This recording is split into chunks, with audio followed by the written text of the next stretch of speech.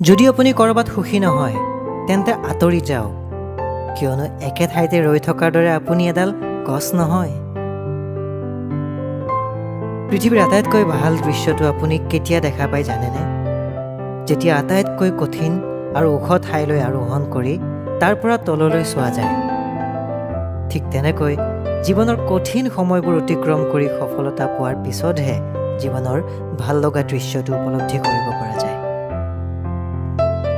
এইটো আপোনাৰ ৰাস্তা আৰু অকল আপোনাৰ। আনসকলে হয়তো আপোনাৰ লগত ইয়াক চলাব পাৰে, কিন্তু আপোনাৰ বাবে কোনেও ইয়াক চলাব নোৱাৰে। নিজকে নিজে আগুৱাই লৈ যাওক, কাৰণ আপোনাৰ বাবে আন কোনেও কৰিবলৈ নাযায়।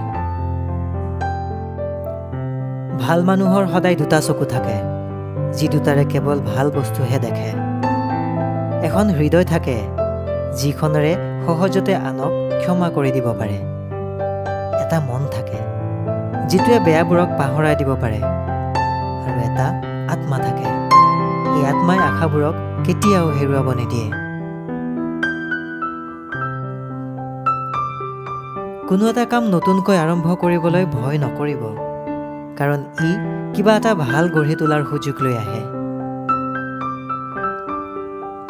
কোনো এটা কাম এৰি দিবলৈ চিন্তা কৰাৰ আগতে মাত্ৰ এবাৰ মনত কৰক যে আপুনি কিয় সেইটো কাম আৰম্ভ কৰিছিল। তাৰ পিছতহে সিদ্ধান্ত ল'ব। সফলতা ৰাতিটোৰ ভিতৰতে নাহে, ই প্ৰতিদিনে যেতিয়া আপুনি আগদিনাতকৈ অলপ ভাল হৈ পৰে, এই সকলোবোৰ যোগ কৰিলেই সফলতা পোৱা যায়। আপোনাৰ বিফলতাৰ বাবে লাজ নকৰিব, সেইবোৰৰ পৰা শিকি পুনৰ আৰম্ভ কৰক। বিফলতাই কেনেকৈ এদিন সফলতাক মাতি আনিব আপুনি গমেই নাপাব।